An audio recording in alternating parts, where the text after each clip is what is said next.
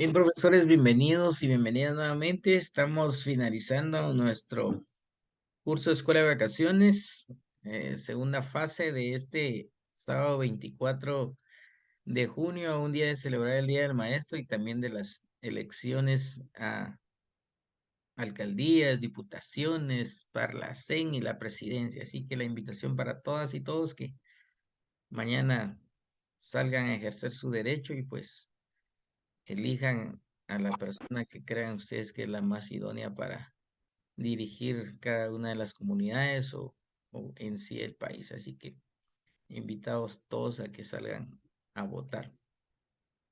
Bienvenidas y bienvenidos. Estamos hablando sobre el desarrollo histórico de la educación en Guatemala y su incidencia con el proceso de enseñanza-aprendizaje desde sus inicios hasta nuestros días.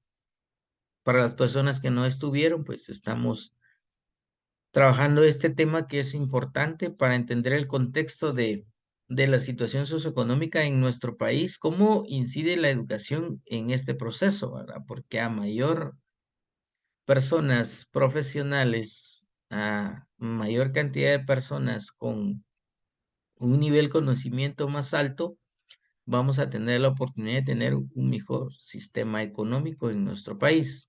De lo contrario, seguiremos sumergidos en la pobreza, en la ignorancia, en el hecho de no desarrollarnos de la mejor manera porque hace falta mucho el sistema educativo en nuestro país. Por ello es importante que nosotros tengamos en cuenta, profesores, la importancia de una buena formación académica, de no quedarnos estancados en lo que nosotros consideremos que es correcto, sino que directamente nosotros tener la capacidad de poder mejorar el sistema educativo nacional a través de nuestra formación, a través de nuestra preparación académica y poder llevar a las aulas un mejor desarrollo de la enseñanza a través de la calidad que nosotros podamos mostrar. A ver, profesor Christopher. Buen día, profe. Sí, dígame, licenciado. Usted dentro de su perspectiva, ¿cómo logra ver, será que hemos avanzado en educación en los últimos 20 años? ¿Cómo tiene esa perspectiva? Sé que es muy joven, pero en lo que ha leído, en lo que ha visto, en los diferentes cursos, ¿cree que hemos avanzado? ¿Han sido avances mínimos o cómo estamos a este momento? Pues, licenciado, yo diría que hemos avanzado pasos bastante pocos, ya que si bien ha habido grandes innovaciones, así como nuevas carreras, así como las ingenierías y demás, que eso no existía y ahora sí, no está bien, ¿cómo decirlo? No está bien desarrollado, ya que no hay muchas oportunidades o la carrera es muy cara. Entonces eso cierra bastantes puertas, ya que si te interesa, pero no tenés cómo pagarlo, te vas a ir a una carrera más económica o incluso podría ser de eso que es muy larga, ya que no todas las personas quieren invertir mucho tiempo en algo tan en algo tan largo. ¿Cómo sería mi perspectiva? Gracias, profe, muy amable. Algo bien importante. Han existido y se han desarrollado muchas carreras que en algún momento son carreras demasiado largas, pero la oportunidad laboral es poca, o es nula, o tenemos carreras en Guatemala que no hay campo laboral acá en nuestro país. Hemos visto en otros países y quizás a veces queremos simular que somos ese país, pero no lo somos. Tenemos que tener los pies en la tierra para entender que Guatemala no tiene la capacidad económica ni tiene la proyección laboral para dar oportunidades a estas carreras, porque las vemos tan rimbombantes y tan bonitas las carreras, pero en nuestra coyuntura social no casan estas carreras. Yo siempre he dicho cuál es el objetivo de tener dentro de los centros educativos carreras que no tienen campo laboral, porque se ven muy bonitas. En Zacatepeques en algún momento estuvo la carrera de aeromoza, pero para tener esta carrera necesitamos tener anglares, necesitamos tener eh, vehículos aéreos y no tenían el espacio ni la formación. Lo más que hacían era como llevarles a dar una vuelta al aeropuerto para que vieran ahí cómo era, dónde estaban los aviones. Yo creo que ni siquiera se subieron a un avión. Entonces, hay que sentar las bases, unas bases sólidas y poner los pies en la tierra, ¿verdad? Porque no podemos crear carreras que no son laboralmente rentables, ni a nivel diversificado ni a nivel universitario. He escuchado mucho una carrera de una universidad X sobre eh, algo sobre ciencias forenses. Sí hay muchos muertos en Guatemala, definitivamente que es un país de los más violentos y hay muertos a diarios por crímenes de diferentes índoles, pero oportunidades para en sí esta carrera no hay. ¿Por qué? Uno, no tenemos un sistema policíaco como el FBI, Estados Unidos o la Interpol, en donde pudieran cazar. No está certificada a nivel internacional la carrera. Entonces, queda truncado el sueño para todos aquellos y las universidades privadas están llenas de esta carrera. Mucha gente quiere ser investigador criminalista. No hay oportunidad de ingresar. Los que están en la Policía Especial de Investigación en Guatemala son policías que se han formado dentro de la misma academia y a ellos les dan oportunidades laborales. Y estos algunos de ellos sí pueden estudiar porque ya están ejerciendo dentro de esta oportunidad laboral que ofrece Guatemala, pero no tiene cobertura laboral esta carrera. Y así muchas carreras hay que se inventan las universidades, principalmente privadas, pero no hay un campo laboral y se sueña y se piensa y muchas cosas. Entonces, debemos ser realistas, que no existen oportunidades laborales para ciertas carreras, por lo cual es importante que nosotros analicemos qué carrera queremos que nuestros hijos puedan incursionar y sí hay que apoyarlos, pero también debemos poner los pies en la tierra y ver la perspectiva. ¿Qué carrera es más rentable? ¿Qué carrera tiene oportunidad laboral y qué carrera no me va a dar esa oportunidad laboral? Hablemos de Jorge Ubico Castañeda. A ver, léanos alguien ahí para que le despertemos y no se nos duerma. A ver, Carlita Morán, léanos por favor.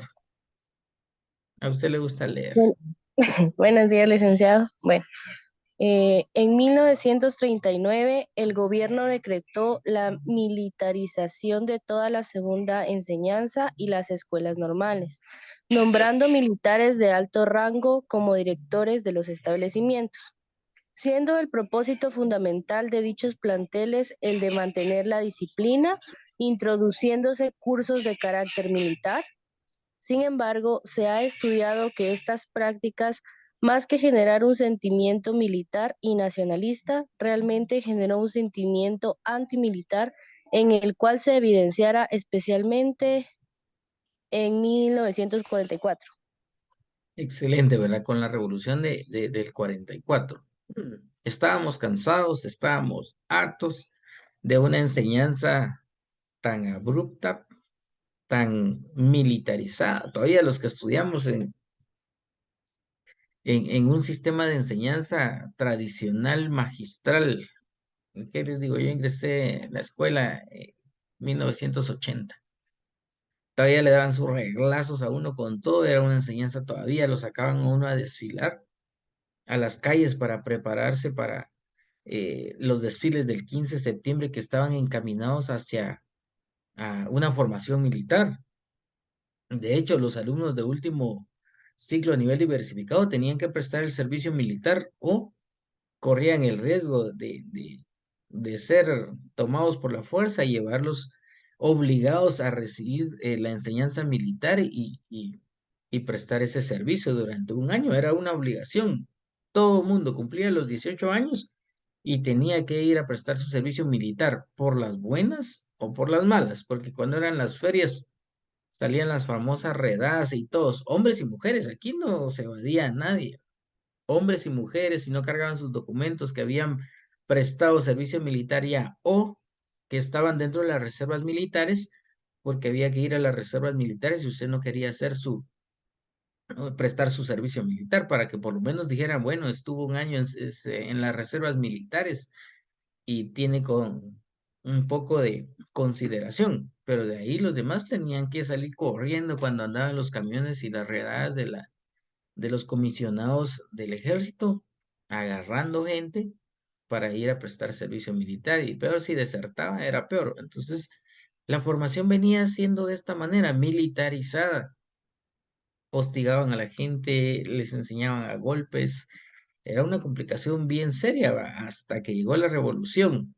Y todavía en los últimos años nosotros pasó la revolución y volvieron otra vez los gobiernos tradicionalistas eh, de autoritarismo, que sentaron bases para que se mantuviera todavía la enseñanza y la instrucción militar.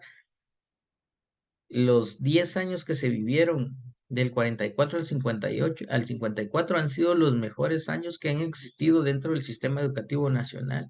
Se reformaron los sistemas tradicionales, se propuso que el magisterio fuera mejor remunerado, mejor pagado, y de esta forma posicionar de una manera más estable a los maestros en su sistema de salarios, ¿sí? Se emitió un decreto que establecía que el pago de cuotas por la educación secundaria, moral y especial, justificando esta decisión en que la educación primaria era la única de carácter gratuito y obligatorio, la primaria y la secundaria, porque ya estaban cansados de que todo era, solo podía esta clase de personas y las demás no, y todos querían tener derecho a oportunidad de estudiar. Entonces, se consideraba suficiente para la preparación del pueblo y el ensanche de la cultura nacional para que creciera, ¿verdad? Eh, Esto provocó también que muchos abandonaran los estudios, muchos jóvenes ya no seguían los estudios porque tenían que pagar, y eso que eran 4.50 al mes, pero en ese tiempo era mucho, ¿verdad? Entonces, se modificaron todos estos honorarios que tenían que pagarle a los maestros, se mejoraron los ingresos de los maestros que ganaban 7 quetzales, ¿verdad? En ese tiempo, ¿verdad? Se aumentó su salario.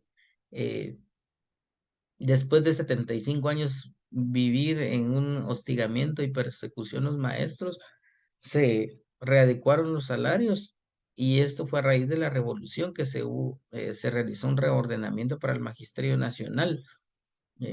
Hay que tener en cuenta, ¿verdad?, que los gobiernos anteriores a Ubico también seguían esa línea de hostigamiento y no preparaban a los alumnos adecuadamente, porque el Estado guatemalteco, que regían los gobiernos militares, no dejaban, y más se preocupaban en que se estuvieran formando los estudiantes de manera militar.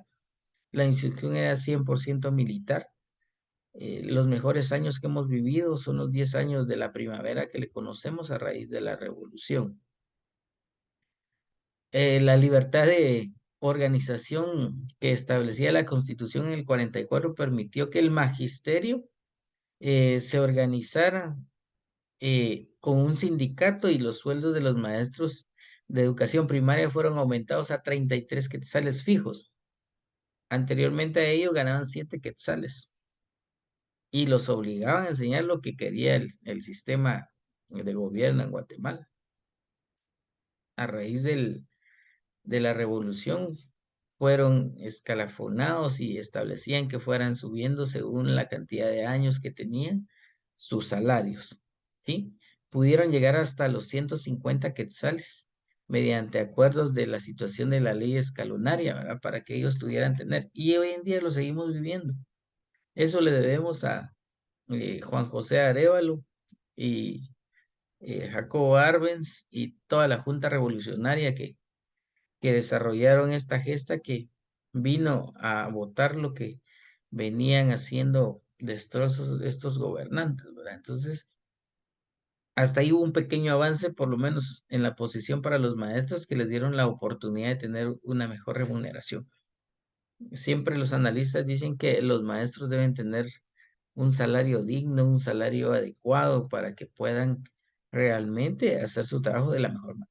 ¿Cómo se sienten ustedes cuando les pagan bien, felices, contentos, animados, con ganas de salir a trabajar todos los días, pero cuando no? No tienen ganas de ir a trabajar porque mal clima laboral, mal jefe, malos compañeros, está lejos, está lloviendo, no tengo sombría, no tengo botas, no tengo nada porque no hay ni para comprar la sombría.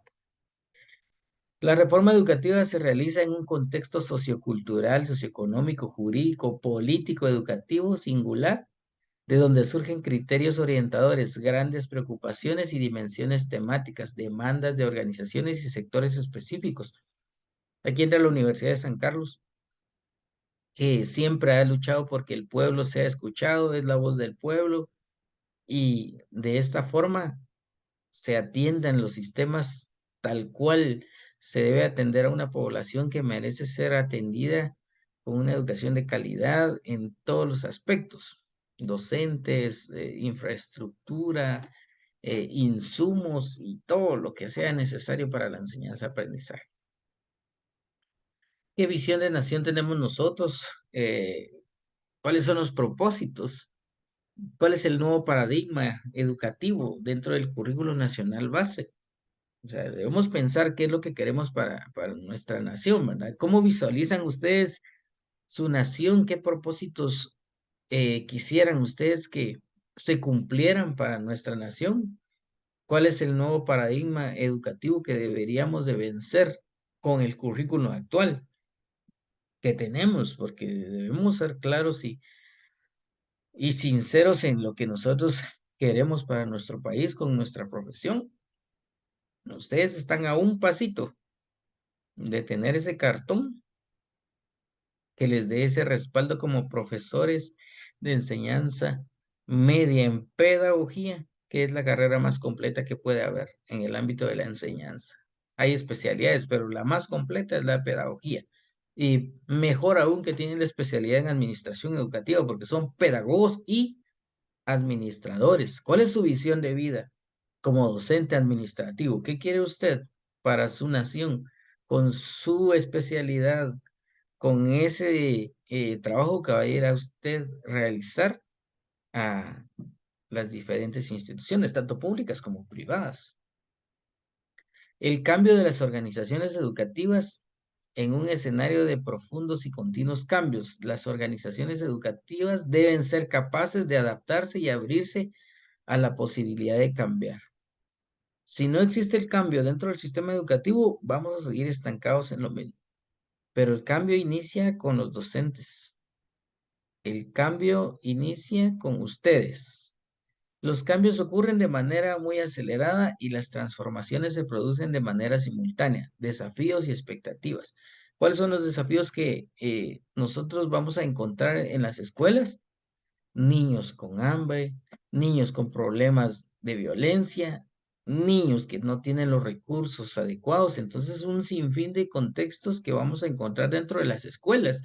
Y nuestra obligación, y es donde debe despertar esa capacidad que vamos a tener nosotros como nuevos maestros, que el niño encuentre un ambiente adecuado para que pueda desarrollarse de la mejor manera. Pongamos en contexto la educación japonesa.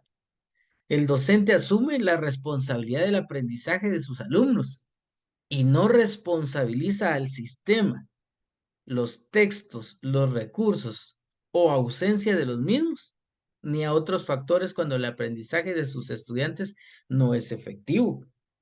La perspectiva japonesa no es culpa del sistema, es culpa del docente que no encuentra la capacidad en sí, en él mismo, para poder desarrollar un buen proceso de enseñanza-aprendizaje, porque dice que el docente debe asumir esa responsabilidad en la mentalidad japonesa. ¿Cuál será la mentalidad guatemalteca en esta parte? A ver, ¿qué dicen ustedes? Como dice un programa por ahí, ¿qué dice el público? ¿Qué es lo primero que dice el maestro cuando la educación no está siendo de calidad o no es de calidad en nuestro país? ¿A quién le culpa?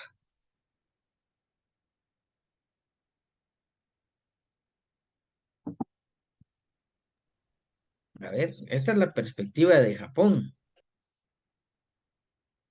¿Será que el docente guatemalteco asume su responsabilidad? ¿Cómo ven ustedes? ¿Estuardo? Más que todos los docentes le echan la culpa a dos, a tres, o al gobierno, o a los estudiantes por no aprenderse lo que está dando, o a los padres por no apoyar a los estudiantes. Una de tres, pero el docente guatemalteco casi nunca asume la responsabilidad de que los temas no hayan estado bien complementados o no haya enseñado bien. Muchas gracias. A ver, ¿quién más?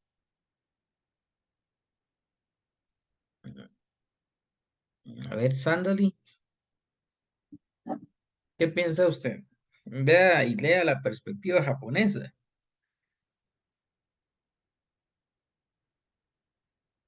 Y piense y analice en la parte guatemalteca. ¿Qué pensaría un maestro guatemalteco?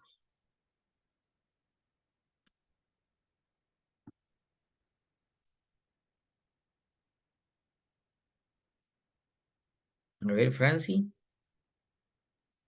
Sí, licenciado, bueno, todos le echamos la culpa a todos, ¿verdad? Pero nadie se hace responsable de sus propios actos, ¿verdad? Entonces, el docente, en alguna medida, pues se va a echar la culpa a los estudiantes o a los padres de familia, ¿verdad? Pero muchas veces es el docente el que tiene la responsabilidad en muchas cuestiones, en muchos factores de la educación, ¿verdad? Yo no puedo estar buscando culpar a nadie, sino que yo tengo que hacerme responsable como docente de trasladar la calidad educativa que el sistema educativo me está solicitando a mí como docente activo en esta sociedad, ¿verdad, licenciado? Gracias. Claro, muchas gracias. Y aquí, profesor Bonifacio. Fíjese, licenciada, bueno, yo pienso de otra forma, tal vez como, así como Japón, pues lógicamente pienso yo que sí tienen más recursos. Entonces el maestro sabe que el sistema educativo está bien. Entonces, lógicamente, el maestro se va a echar la culpa porque tiene todos los recursos, mientras que aquí en Guatemala de alguna manera, aunque el maestro se esfuerce en hacer lo que está a su alcance, pero siempre el sistema educativo está fallando también, ¿verdad? Solamente. Claro, muchas gracias. Creo que tenemos que tener algo bien claro. El mejorar las cosas principalmente está en uno como persona y en uno como docente. Porque yo no le debo echar la culpa a nadie, porque normalmente estamos acostumbrados a, si el niño no sabe leer y viene de primero primaria, decimos, el maestro no hizo bien su trabajo. Cuando nosotros debemos buscar las oportunidades en ese momento, porque ahora es mi responsabilidad. Pero si lo dejo pasar y bueno, que pase a tercero. El de tercero va a decir, el maestro de segundo no le echó la culpa y todo el mundo se lo va lanzando uno a otro. Todos debemos encontrar las oportunidades, buscar esas estrategias para que el alumno aprenda y que realmente tomemos el papel como tal. Es que no enseñan bien, es que no me dan los insumos, es que no hay escuela, es que no hay escritorio. Vean la mentalidad japonesa. No responsabilizan al Estado, ni porque no hay texto, ni porque no hay esto, ni porque no hay el otro. Aquí la única responsabilidad de crear un ambiente adecuado para la enseñanza-aprendizaje es del maestro, nada más.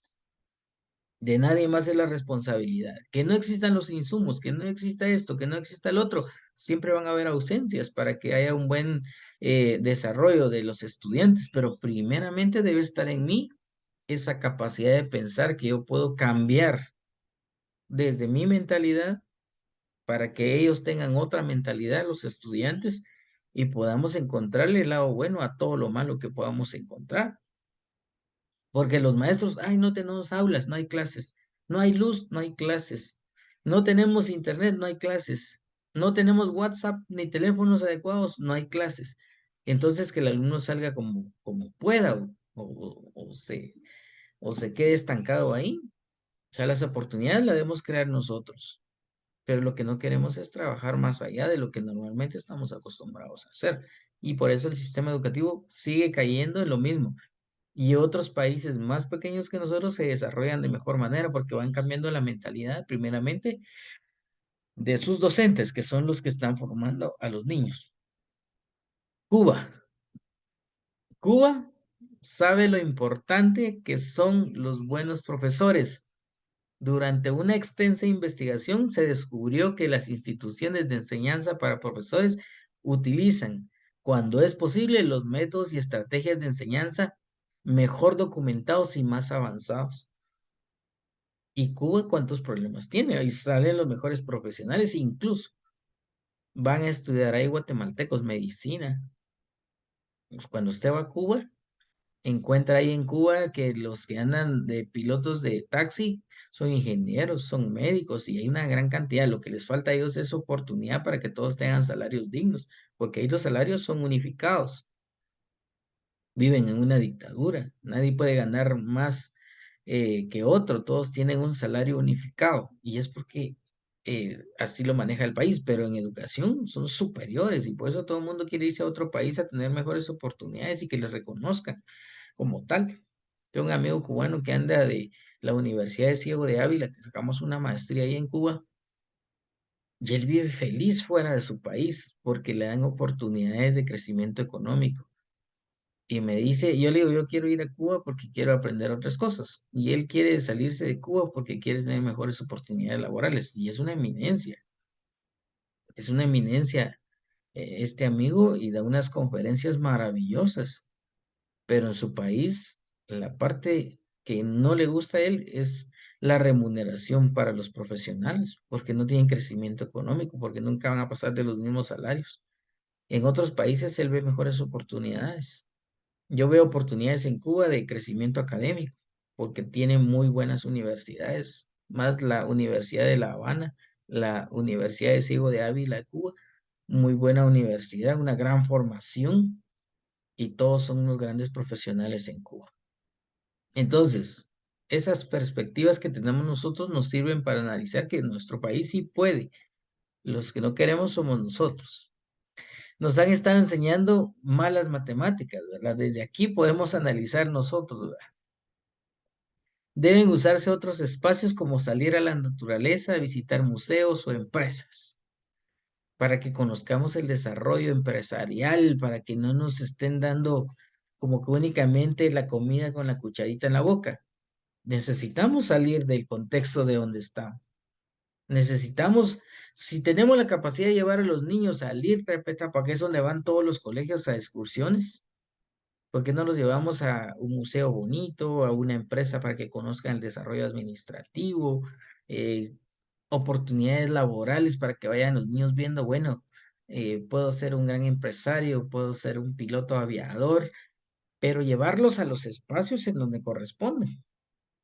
Los videojuegos en otros ambientes virtuales también se reconocen como con frecuencia que son ambientes de aprendizaje. Si aprovechamos la virtualidad para enseñar a través de videojuegos la matemática, la comunicación, las ciencias y todo proceso de enseñanza-aprendizaje, vamos a lograr algo significativo. Aprovechemos que los niños ahora, e incluso en las escuelas públicas, tienen esas herramientas. La tecnología juega un creciente y significante rol en las rutinas diarias de las escuelas, permitiendo que los alumnos y las alumnas se involucren más fácilmente en el desarrollo y selección de su propio ambiente. Debemos crear esas oportunidades nosotros.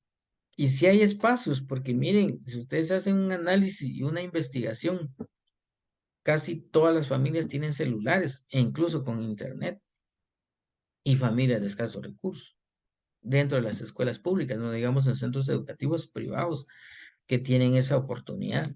Entonces, las oportunidades nosotros las debemos crear a raíz de una determinación que tengamos nosotros para poder crear otro tipo de ambiente. Vean esto. Esto es fundamental, ¿verdad?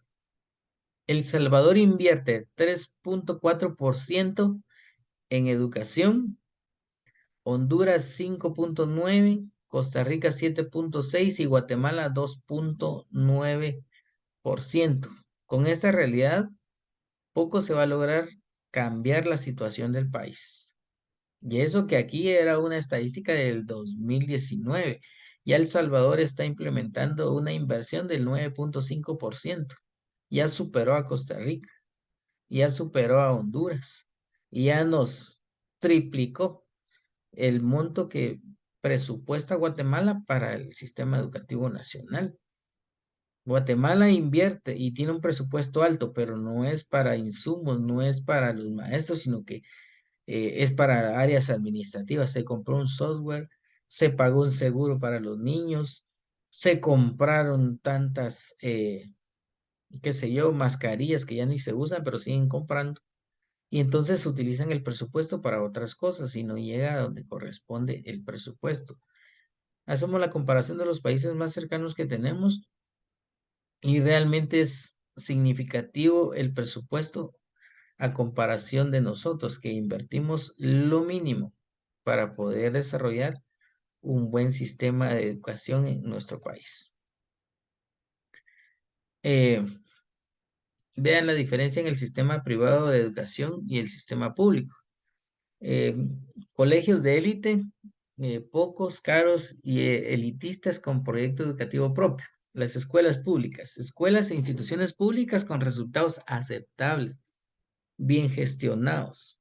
El sistema privado tiene más oportunidades de tener un sistema educativo de calidad, porque para eso se está pagando una mensualidad, porque les dan garantía de una mejor atención, un mejor nivel de vida y de esta manera los alumnos aprenderían de una mejor manera.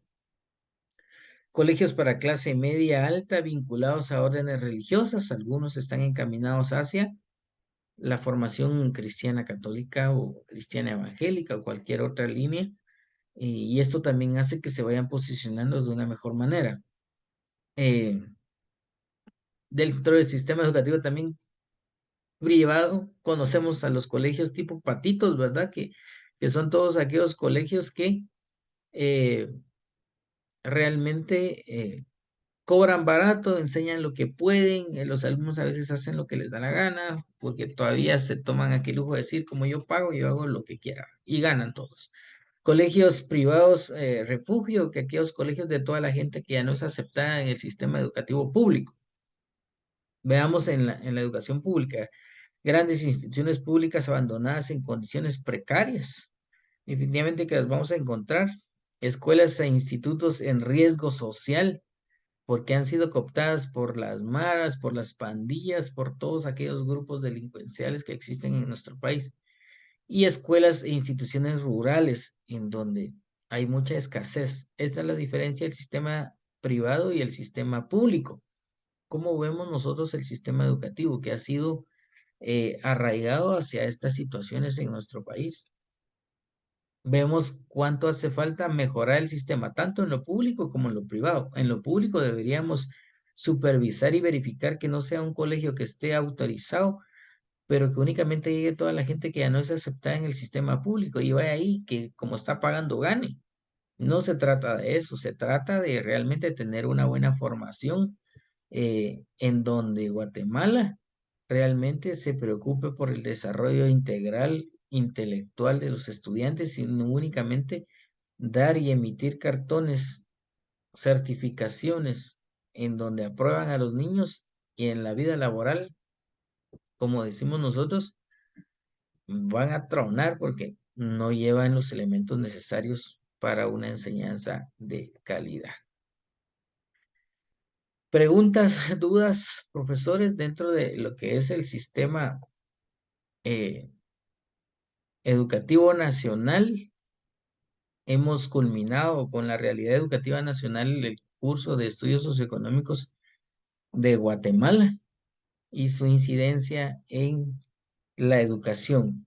Cuán importante es la inversión económica para el desarrollo integral de los y las guatemaltecas para que tengamos una mejor oportunidad de desarrollo. Por eso es importante que ustedes se formen, sigan avanzando y sigan trabajando por ser esos maestros que van a ir a cambiar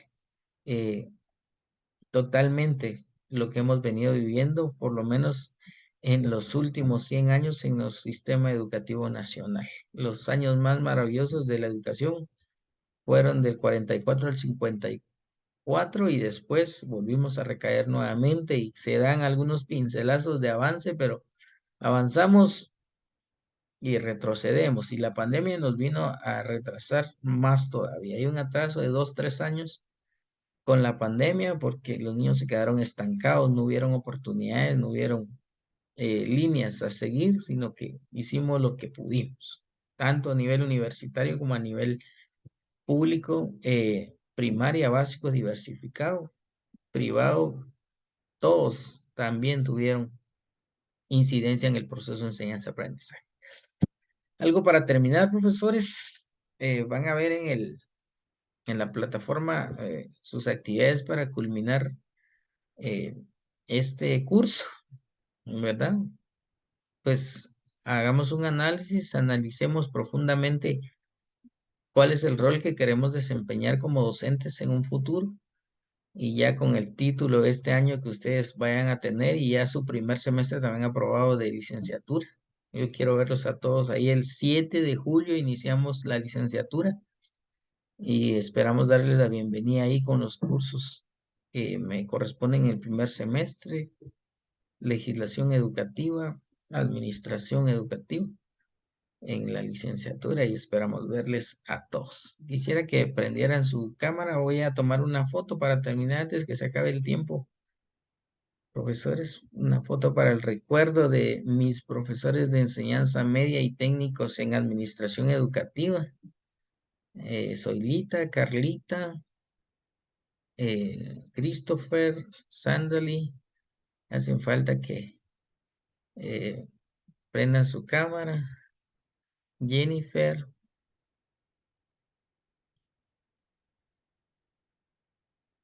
Vamos a ir al apartado 2.